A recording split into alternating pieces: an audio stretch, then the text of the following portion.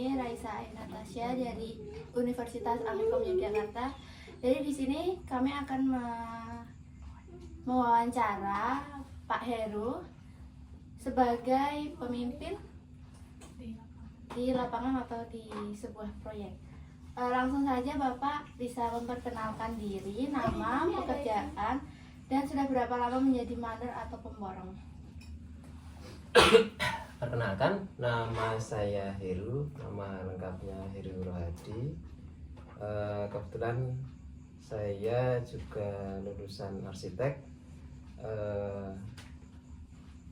lulus tahun 2007.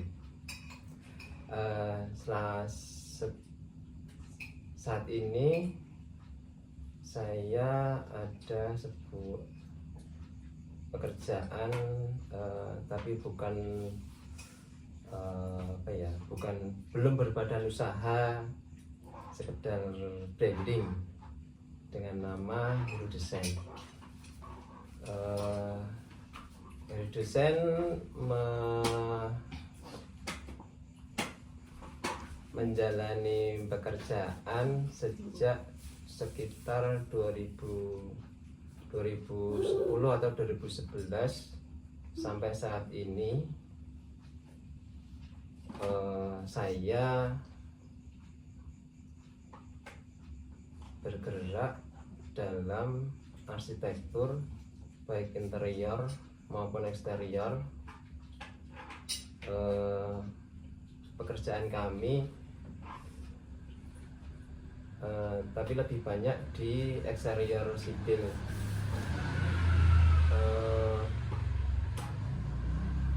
Selanjutnya apa Mbak aku? Biasanya Bapak memimpin proyek itu berapa orang sih? Untuk pekerjaan rata-rata minimal itu 7 orang. Yang pernah saya pekerjakan, yang saya pimpin itu pernah suatu saat itu sampai 50 orang, cuman itu dulu di Bali. Kalau dulu di Bali sempat 1-2 tahun, jadi sana sempat jadi mandor dan kepala namanya supervisor K3.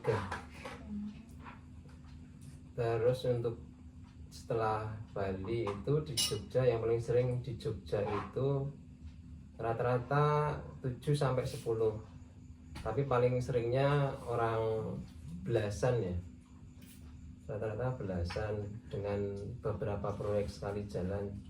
Cuman untuk satu proyek rata-rata ya 7 orang, cuman biasanya sekali jalan itu 2-3 proyek. Jadi kalau di total ya tetap belasan sampai 20-an saja. Kalau kan ini Bapak jadi mandor. Nah, tugas utama seorang mandor dalam memimpin para pekerja itu gimana? Sebenarnya bukan mandor saja nih. Saya tuh rangkap-rangkap dari perencana, jobdesknya perencana, pengawas, pelaksana, mandor. Jadi rangkap-rangkap. Jadi karena saya lebih, karena basicnya dulu dari STM kuliah jurusan arsitek. Jadi kalau mau untuk saat ini untuk membagi tugas dengan istilahnya karyawan itu, untuk yang yang profesional itu masih kurang begitu membutuhkan, karena rata-rata pekerjaannya kan cuman ya belasan sampai 20, jadi masih mampu saya kerjakan, masih mampu saya olah sendiri manajemennya, mulai dari perencanaan terus ke konsumen atau klien itu masih bisa sendiri. Untuk pembagian tugasnya ya biasanya saya langsung ke tukangnya. Jadi ngambil tukang-tukang yang sekiranya mampu dan intinya manut, ya seperti itu. Kan Bapak memimpin tadi sekitar 50 orang ya. Nah itu tuh ada tantangan tersendiri nggak sih saat memimpin orang sebanyak itu? Semakin banyak orang itu semakin banyak waktu yang lebih banyak waktu untuk konsentrasi. Jadi apa bahasanya, lebih sepaneng. Jadi ketika dulu pernah sempat 50-an orang itu saya bagi per kelompok sendiri. Tiap kelompok mesti ada ketuanya, rata-rata 10. Iya, bagi 10 atau berapa itu, 10 itu pasti ada satu kelompok gitu yang pegang. Jadi yang ada berapa yang ketua kelompoknya itu bikin laporan ke saya. Jadi laporan itu buat kalau saya cek ulang lapangan, jadi nggak harus saya apa ya istilahnya saya arahkan semua sendiri-sendiri, tetap ada kelompok-kelompok lebih kecil lagi. Terus kan kayak gitu kan pasti ada yang nggak disiplin, terus sering terlambat. Biasanya Pak Heru sendiri gimana ngasih taunya? Paling sering itu terlambat nih, terlambat datang itu paling sering, terutama untuk karena ada pekerja itu yang tidur di lokasi dan ada yang laju istilahnya, datang pagi pulang sore, itu biasanya sering terlambat. Kalau ya itu paling kalau terlambat itu pertama kali diingatkan, cuman kadang kalau nggak diingatkan, pernah kejadian semua jadi terlambat. Jadi biasanya kalau sudah terlalu sering terlambat itu kami sama tukang itu sering briefing, terutama kalau rutinitasnya itu sebenarnya ada briefing sebenarnya tiap Senin pagi, nggak briefing secara apa ya resmi itu ya, cuma sekedar kalau pagi itu ngumpul dulu, ngobrol-ngobrol pekerjaan minggu ini apa kerjakan. Terus kalau untuk peringatan yang kurang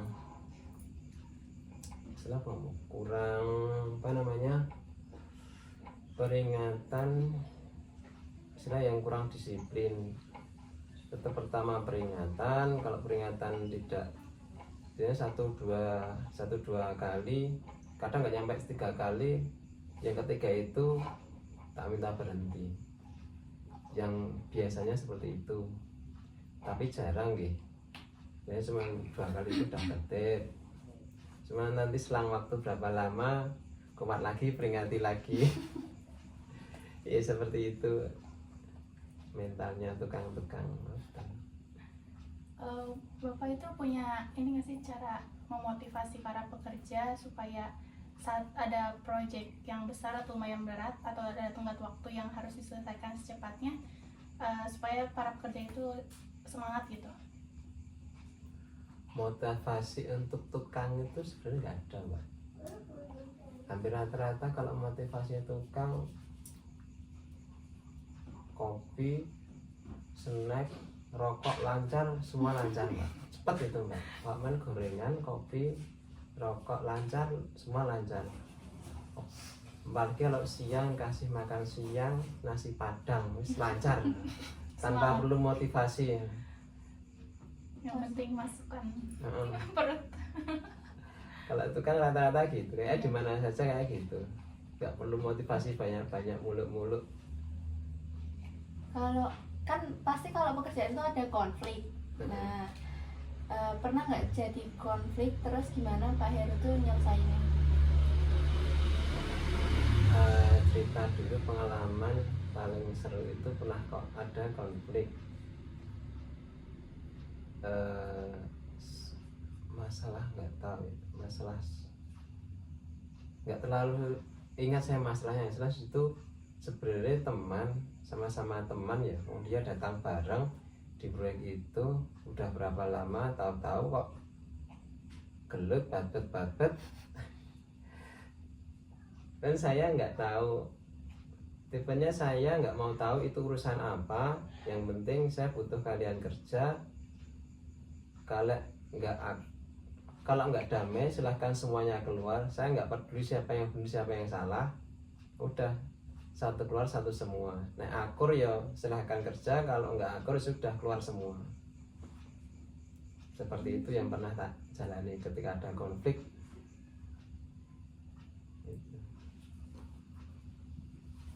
Sifat menurut Bapak sifat atau karakter apa sih yang harus dimiliki seorang pemimpin, apalagi di suatu lapangan gitu, suatu proyek di lapangan?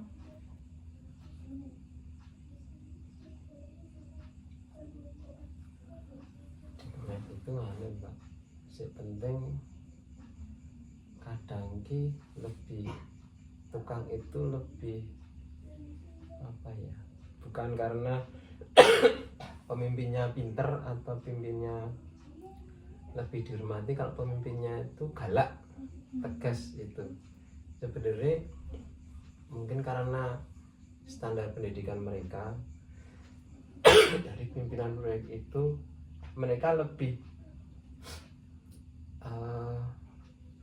tukang itu lebih menghormati. Nah ketika mandor kita galak, kita sangan sih, beda dengan apa ya, ketika mandor pinter tapi kurang galak, mereka tidak terlalu respect, apa ya bahasanya. Jadi beda dengan, jadi kepemimpinan mandor di lapangan ki sing penting ketok galak dhisik lho Mbak. Nek mandor lho Mbak. Beda dengan pengawas, ketika posisinya jadi pengawas dia harus lebih cerdas daripada mandore, tapi ketika dia jadi berposisi jadi mandor dia harus lebih tegas dan lebih galak. Itu jadi tergantung posisi ini ya, dia pengawas pelaksana dia harus tegas dan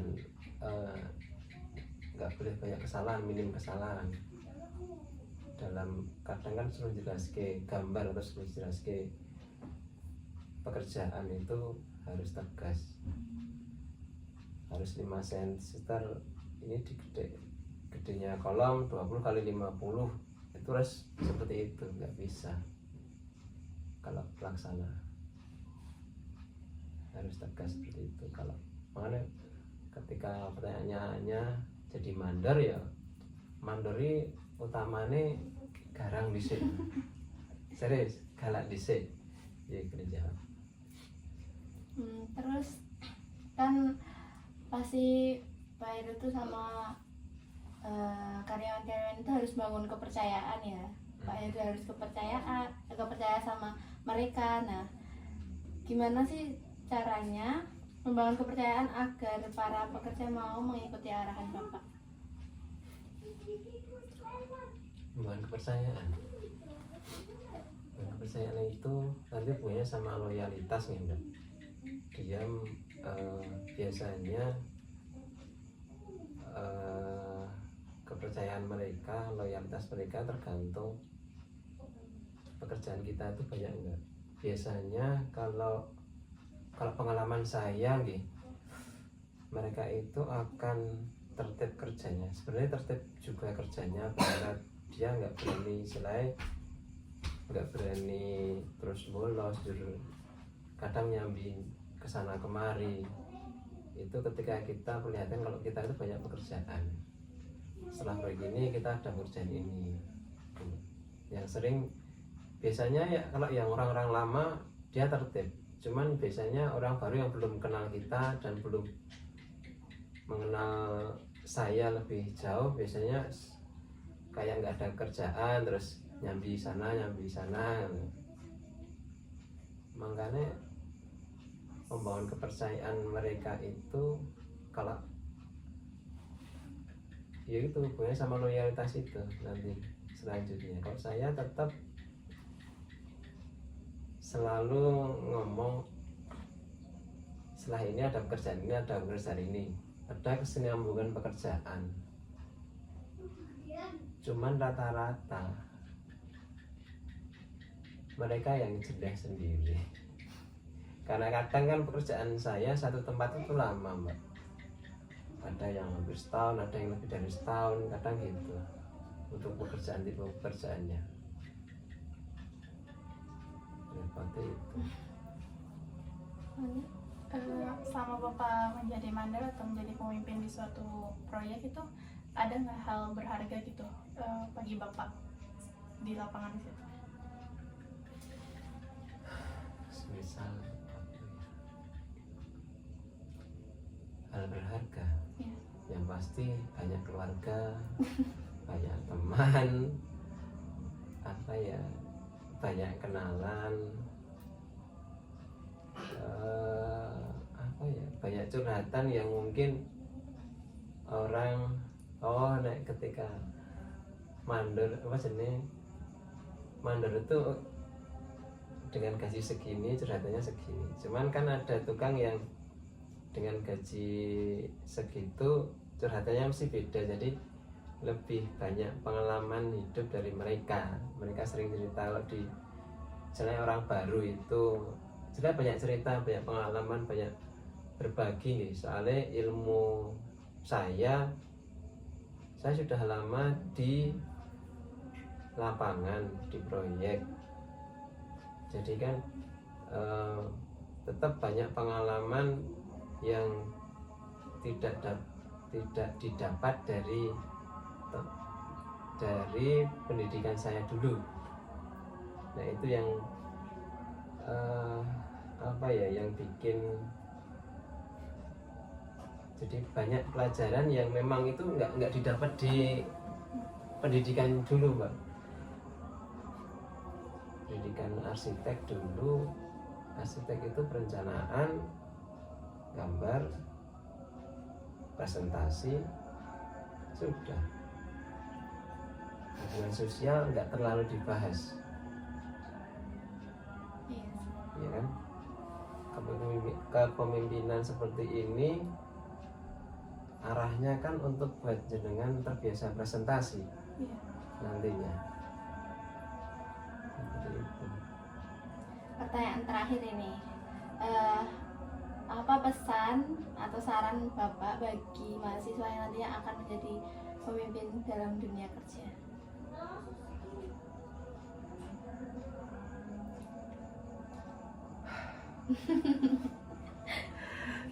Pengalaman saya dulu kuliah di arsitek, yang tidak dapat saya dari kampus itu pengalaman kepemimpinan ya, terus pengalaman untuk sosialisasi terhadap masyarakat dalam hal pemanfaatan ilmu kita untuk masyarakat, itu juga saya tidak pernah didapatkan. Nggak tahu dengan sekarang ya, ada nggak mata kuliah seperti itu, kepemimpinan yang pemimpin yang benar-benar apa ya, yang benar-benar bisa diterapkan di masyarakat. Karena masyarakat itu macam-macam ya, jadi kepemimpinan itu dalam sebuah perusahaan atau di masyarakat. Kalau bagi saya lebih mudah memimpin di sebuah perusahaan, karena pengalaman pribadi yang tadi tak ceritakan itu. Tahun 2025 pernah pegang kepala produksi sekalian manajer di interior design, itu 100 orang. Jadi kerja itu pengalaman kepemimpinan paling menguras mental, tenaga, walaupun dengan ya imbalan yang cukup, cuman sangat menguras tenaga, waktu itu. Tapi itu lebih mudah mengaturnya di kepemimpinan perusahaan daripada kepemimpinan di masyarakat. masyarakat lebih banyak macamnya ya, seperti itu ya, paling Lampung. Nah, mungkin itu saja pertanyaan dari kami Bapak. Mungkin ada yang disampaikan lagi? Buat Mbak Intan dan temennya semoga sukses, semoga jadi arsitek yang bagus, Amin. ramah lingkungan, Amin. Oke, sustainable. mungkin itu saja wawancara dari Wawancara kami. Kurang lebihnya mohon maaf. Assalamualaikum warahmatullahi wabarakatuh.